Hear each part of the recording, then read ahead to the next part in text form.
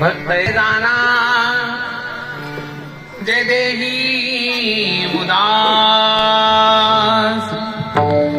गेली अशापाश निवारोनी विषय तो त्यांचा झाला नारायण नावडे जनधन माता पिता निर्वाणी गोविंद असे मागे पुढे काहीच साकडे पडून दे विषय तो त्यांचा झाला नारायण नावडे जनधन माता पिता तुका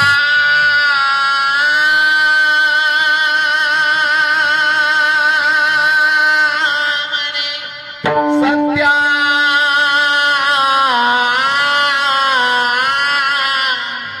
कर्मा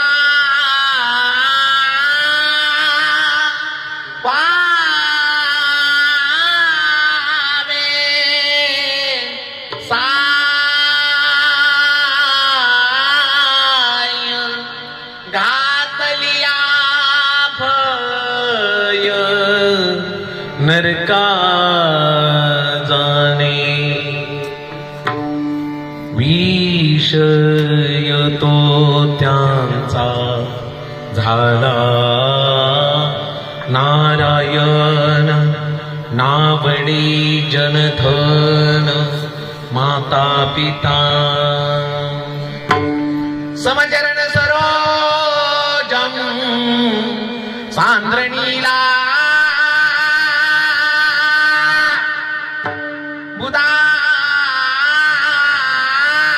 बुधावं जगननिगीत पानी मंडलम मंडलाना तरुण तुलसी माला कंधरं कंजनेत्रं सदैवलहासं विठ्ठलं चिन्तयामि पांडुरंग गुरु व्रतमनमाना पांडुरंग गुरु व्रतमनमाना ओ पांडुरंग गुरु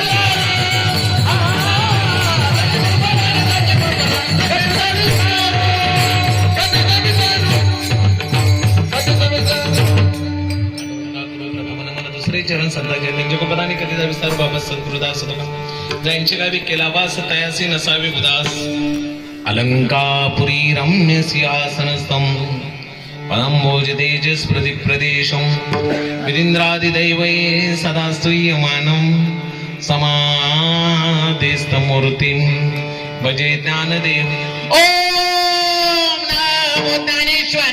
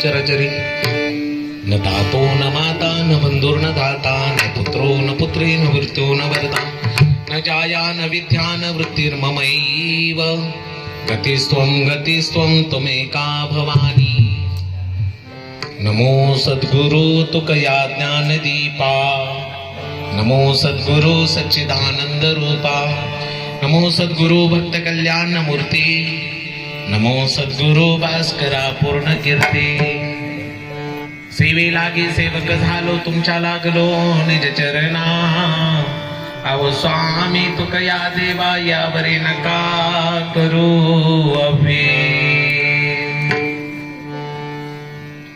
तुम्ही विश्वनाथा तुम्ही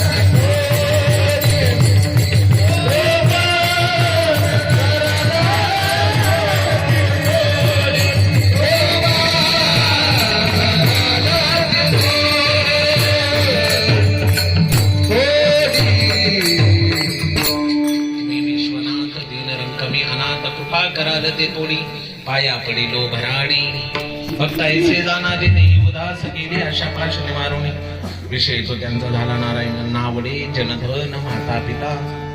प्रस्तुत कीर्तनरूपी सेवेसाठी निवडलेला अभंग देवमान्य संत मान्य वारकरी मान्य जगतमान्य भक्ती ज्ञान वैराग्याचं मूर्तिमंत स्वरूप भागवत धर्माच्या मंदिराचा पवित्र कळस याच्यावर भूतलावर जन्माला आलेल्या प्रत्येक जीवाचं कल्याण व्हावं म्हणून आपला देह अखंड जिरवणारे जगाच्या कल्याणासाठी आपल्या संसाराची राखरांगोळी करून दुःखाच्या सागरात बुडत असलेल्या जीवाला परमेश्वर प्राप्तीचा मार्ग दावणारे विश्व उद्धाराचं स्वप्न मनासी बाळगून अखिल मानवजातीच्या कल्याणासाठी आपलं संबंध जीवन समर्पित करणारे आई मुलाचं कौतुक करेल याच्यामध्ये काय नवले, सासू जावयाचं कौतुक करेल याच्यामध्ये काय नवले, पत्नी पतीचं वर्णन करेल याच्यामध्ये काय नवले, कट्टर वैर्याने सुद्धा म्हणावं अरे वैरी असला म्हणून काय झालं, त्याच्यासारखा देव माणूस मी पाहिला नाही, तो देवाचा अवतार आहे असं ज्यांचं व्यक्तिमत्व. म्हणे रामेश्वर भट्टद्विजा तुका विष्णू नाही तुझा सच्चिदानंद स्वरूप.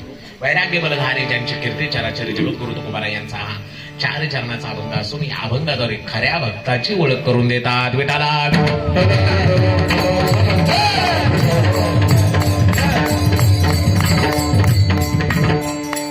आपणा सर्वांना ज्ञात आहे वार्षिक नेमाप्रमाणे पवित्र सलीला पावन अशा पर्वावर महाशिवरात्रीच्या या दिव्य पर्वावर संपन्न होत असलेला अखंड हरिनाम सप्ताह वर्ष 6वे बघता बघता अर्ध तप पूर्ण झालं आणि या अर्ध्या तपातील आज मला वाटतंय 5व्या दिवसाची सेवा समस्त ग्रामस्थ मंडळ सिरसगाव ग्रामस्थांच्या वतीने माझ्याकडे आलेली आहे. भगवान गिरिजा शंकर या महादेवाच्या दरबारामध्ये सेवेचा योग थोडं विखुरावते. काहीतरी मी पुण्य केलं असेल की वारंवार सेवेचा योग माझ्या जीवनामध्ये येत आहे. गेल्या वर्षी मी आलो होतो, आठवतंय का?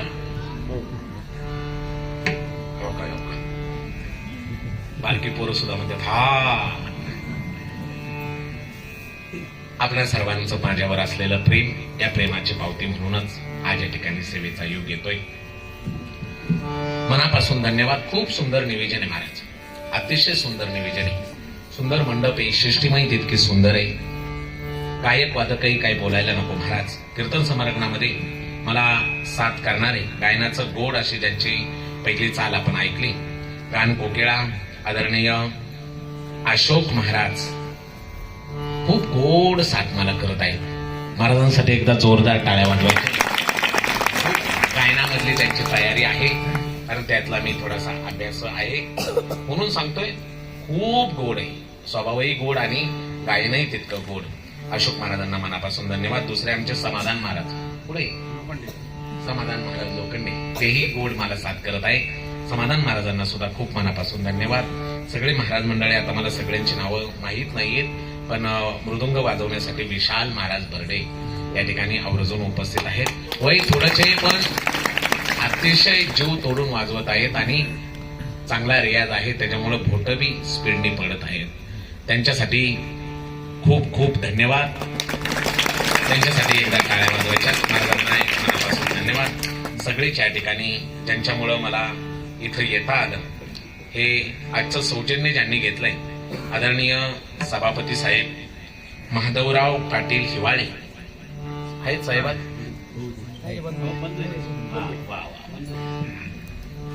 सभापती साहेबांनी आजचं सौजन्य घेतलंय. हे पहा, अशी मोठी माणसंही आपल्या पाठीशी आहेत आणि म्हणून या कार्यक्रमाला एक आगळं वेगळं सौंदर्य प्राप्त झालंय. विठाला विठाला.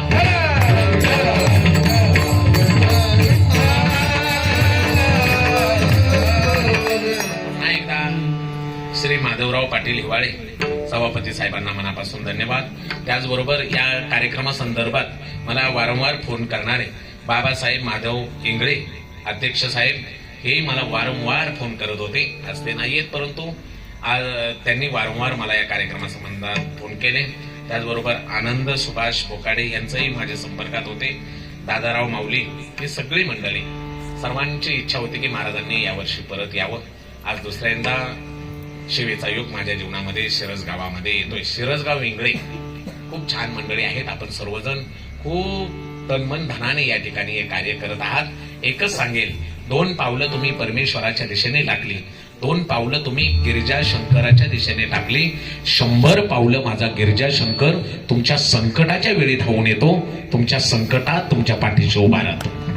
आणि म्हणून तुम्ही करताय हेच कामाला येणार आहे. आज पहा ना महाराज, मंडपात बसायला जागा नाही, जिकडं पाहिजे तिकडं माणसं, इकडं सुद्धा. हे बाळांनो, तुम्ही इकडे सरकता का? या तिकडं, हा थोडं जे श्रोते दिसतील मला तिकडे सरक सरक. हा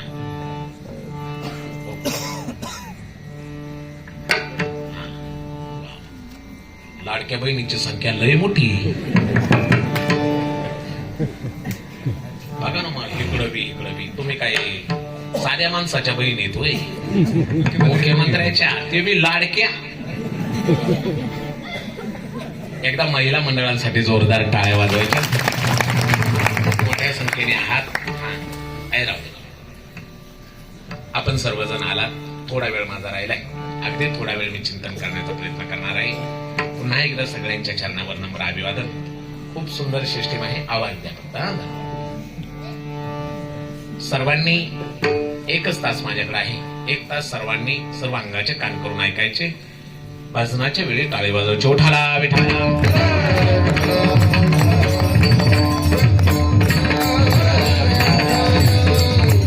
लहान लहान पोरं पुरी पुढे बसले. वा, आनंद वाटला. पोरांनो, आता उठायचं. हा, मला ऐकायला येत नाही. उठायचं. अरे उठायचं. अरे कुणाला उठू बी द्यायचा. कीर्तनात झोपायचा. अरे कुणाला झोपू बी द्यायचं. कीर्तनात बडबड करायची.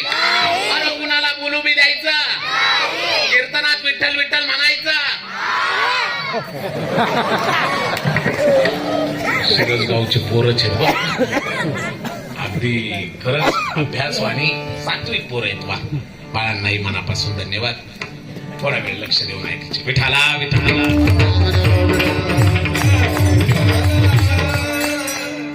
थोडा वेळ अगदी बोलणारे सगळ्यांना समजलं असं कीर्तन करतोय. ऐका.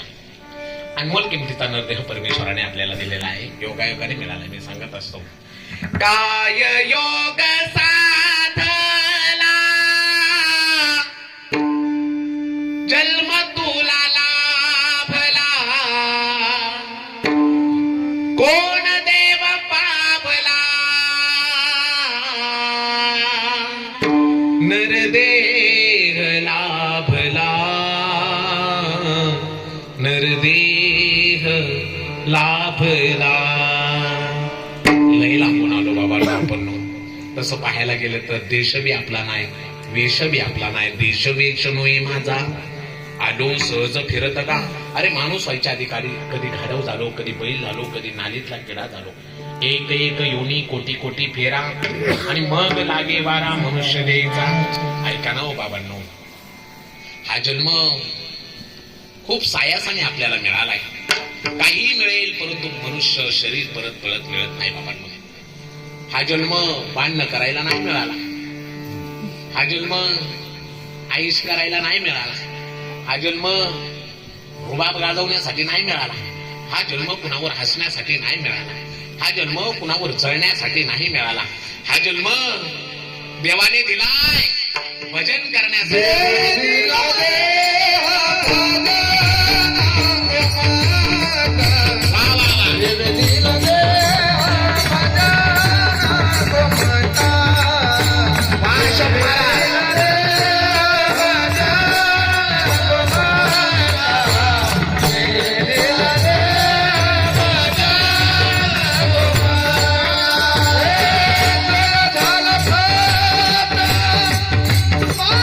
के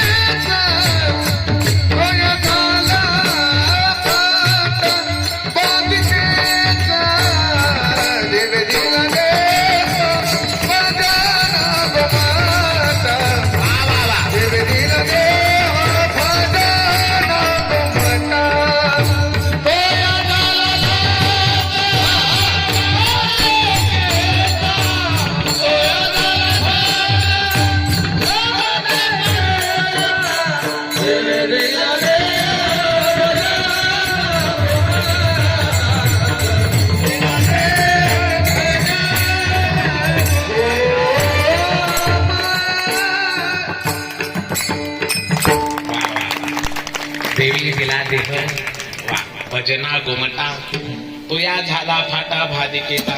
भजनासाठी हा नरदेव मिळालाय बाबा. हे सगळं जे मॉडेल दिलंय ना परमेश्वराने विनामूल्य दिलंय हो. हे सगळं भजनासाठी दिलंय. जेणे हा जीव दिला दान तयाचे करीन चिंतन.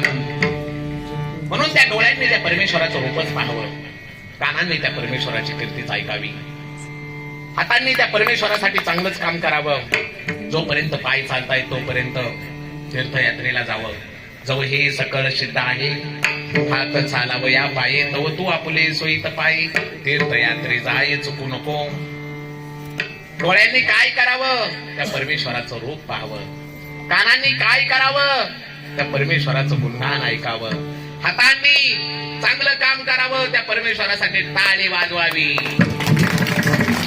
पायांनी काय करावं, जोपर्यंत तीर्थयात्रा आहे तोपर्यंत चालता येतंय तोपर्यंत तीर्थयात्रा करून घ्यावी. पायी तीर्थयात्रा मुखी राम नाम. पायी तीर्थयात्रा मुखी राम नाम. देवा देवा भजना. पायी तीर्थयात्रा मुखी राम नाम. हाती माझा नाम सिद्धी नाही. हाती माझा नाम सिद्धी नाही. पायी तीर्थयात्रा मुखी राम नाम. पायी तीर्थयात्रा मुखी राम नाम. हाती माझा नाम सिद्धी. हाती माझा नाम सिद्धी नाही. पायी तीर्थयात्रा मुखी राम नाम. पायी पायी तीर्थयात्रा मुखी राम नाम. संत सांगतात देवा पाय चालताय तोपर्यंत तीर्थयात्रा करून घे. परत ऐका, कानांनी त्या परमेश्वराचं गुणगान ऐकावं, डोळ्यांनी त्या परमेश्वराचं रूप पाहावं. पायांनी तीर्थयात्रा करावी, हाताने चांगलं काम करावं, टाळी वाजवावी. जिभेने काय करावं, चांगले चांगले हॉटेल बघून खावं. जिभेने जोपर्यंत ती जीभ चालू आहे ना, श्वासात श्वास आहे तोपर्यंत त्या परमेश्वराचं नाम घ्यावं. जर घेत नसेल तुमची जीभ नाव देवाचं तर ती जीभ नाहीये. वाचा नव्हे लाव जळो तिचे जिने. जर देवाचं नाव ती तुमची जीभ घेत नसेल तर ती हाडळ हाडळ. आणि हाडळीला तोंडात धरून बसलाय का हात झाल्याशिवाय राहणार नाही. तबलक रसना साच भली जबलक मुख में राम. नाही तो कात डालिये मुख में बोलो नाही चाम. तोपर्यंत तुमची ती जीभ आहे जोपर्यंत ती परमेश्वराचं नामस्मरण करते. पण एकदा का नामस्मरण करणं सोडून दिलं की ती जीभ नाहीये. म्हणून या जिभेने चांगलंच बोलावं, का कुणाला वाईट बोलावं. एक सांगू तुम्हाला, जीवन अनमोल किमतीचा दाग आहे बाबा. नका कुणाला वाईट बोलत जा.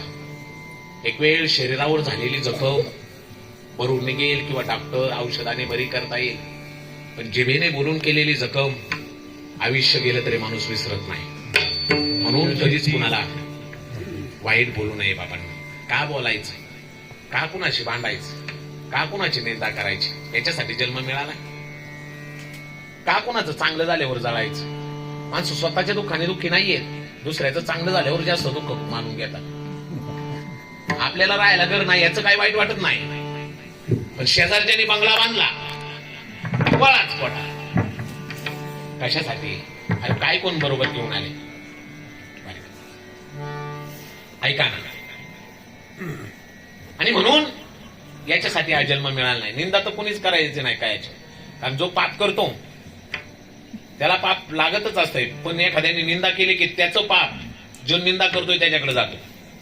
म्हणून कुणाची निंदा करू नाही. आवाज थोडा द्या ना, घेऊ द्या रिप्लाय. हॅलो विकून.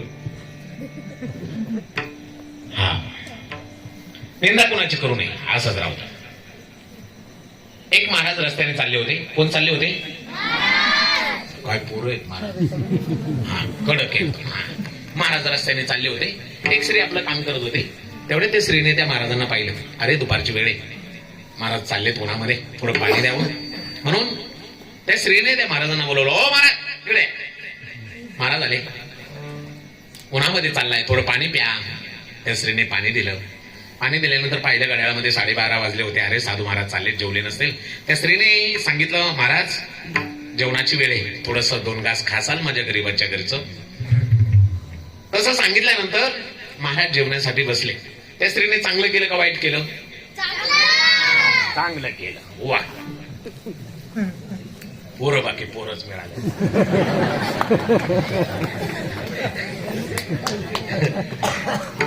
चांगलं केलं. ऐका, हे तुम्हाला समजेल असे उदाहरण देत. चांगलं केलं ते. महाराज जेवायला बसले, पण परत तिच्या डोळ्यामध्ये पाणी आलं. रे महाराज आलेत माझ्या घरी आणि साधंच जेवण केलंय, काहीतरी गोड पाहिजे होतं. बाबा आलेत माझ्या घरी, काय करावं, काय शेजारणीकडे काहीतरी असेल. पळतच गेली शेजारणीकडे. ए माय, माझ्या घरी बाबा आले जेवायला, साधंच जेवण आहे, काय गोडधोड पाहिजे होतं पण नाही. तुझ्याकडे काय आहे काय गोड पदार्थ केलेला? तिने सांगितलं, आजच मी खीर केली आहे. बाबा, तिला आनंद झाला. आणि साधू महाराज आले का मलाही थोडं पुण्य लागल, जा घेऊन पटकन. खीर दिली, एवढंच नाही, ती सुद्धा तिच्या बरोबर, चल मी बी येते, महाराजांचं दर्शन होईल. दोघी खीर घेऊन आल्या. महाराजांना खीर दिली, बाबांना खीर दिली. बाबा जेवणासोबत शेवटला खीर